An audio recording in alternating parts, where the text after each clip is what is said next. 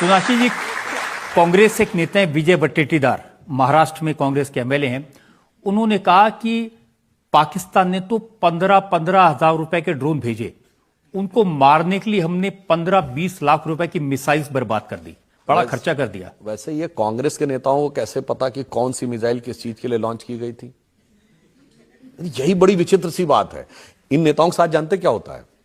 देखिए, ये इतना, जैसे अभी मान लीजिए वो कोविड दोबारा आने की बात हो रही ना, तो कहते हैं कि जो वायरस है वो म्यूटेट करता है, वो अपनी जीनोम सीक्वेंसिंग को बता। इनका म्यूटेशन तो बड़ा गजब का है। देखिए, जब राफेल आने वाला होता है तो एरोनॉटिक्स के एक्सपर्ट बन जाते हैं। फिर जब कोविड का वैक्सीन आने वाला था, सेलुलर माइक्रोबायोलॉजी के एक्सपर्ट बन गए। जब वो लॉन्च हुआ तो उन्होंने कहा इतनी जल्दी तो हो ही नहीं सकता है, तो उन्होंने कहा स्टैटिस्टिक्स के एक्सपर्ट बन गए। जब राम मंदिर का उद्घाटन होने वाला तो मुहूर्त के एक्सपर्ट बन गए। वही जाके अब बैलिस्टिक के एक्सपर्ट बन के आ रहे हैं। तो मुझे लगता है कि उन्हें पता होना। वैसे मैं बता दूं, सेना के कुछ जिम्मेदार अधिकारियों ने इस विषय के ऊपर फैक्चुअल जानकारी दी है। उन्होंने कहा छोटे मोटे ड्रोन आ रहे थे, उनको गन से मारा गया है। जो उनसे थोड़े बने थे उनको आकाश तीर से मारा गया है। हर चीज को मारने के लिए, मच्छर को मारने के लिए तोप नहीं चलाई जाती है। वो हमारी सेना ने सारी बातों का ध्यान रखा है और जिस प्रोफेशनलिज्म के साथ भारत की सेना ने किया है। अब मगर एक मामले में मैं दुख के साथ कहता हूं, एक मामले में पाकिस्तान हमसे मजबूत स्थिति में है। आप कहेंगे वो क्या?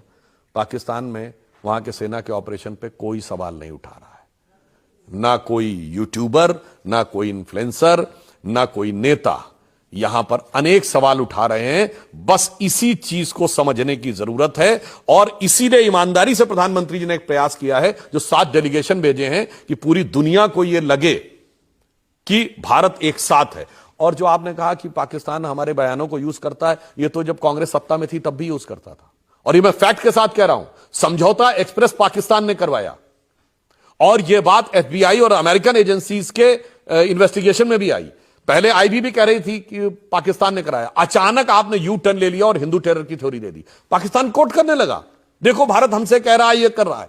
अब बताइए, 26/11 मसूद अजहर ने करवाया और इनके नेता बयान देने लगे 26/11 इज आरएसएस कॉन्स्पिरेसी। अजीज बर्नी ने उस पर किताब लिख दी, उसका उद्घाटन हो गया। पाकिस्तान कहने लगा देखो ये। तो प्रॉब्लम क्या है? ये पाकिस्तान को कवर फायर सत्ता में भी देते हैं और पाकिस्तान को कवर फायर विपक्ष में रहते हुए भी देते हैं।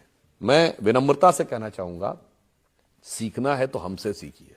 62 के युद्ध में जवाहरलाल नेहरू जी की सरकार को इस कदर समर्थन दिया था, सिर्फ जनसंघ ने नहीं था, हमारा नाम जनसंघ था, राष्ट्रीय स्वयंसेवक संघ ने भी ऐसा समर्थन दिया था कि 26 जनवरी 1963 को उन्होंने गणतंत्र दिवस परेड में इनवाइट किया था। 1965 के युद्ध में जनसंघ ने ही नहीं, लाल बहादुर शास्त्री जी ने ऑल पार्टी मीटिंग में द्वितीय सरसंघचालक गुरु गोलवलकर जी को बुलाया था।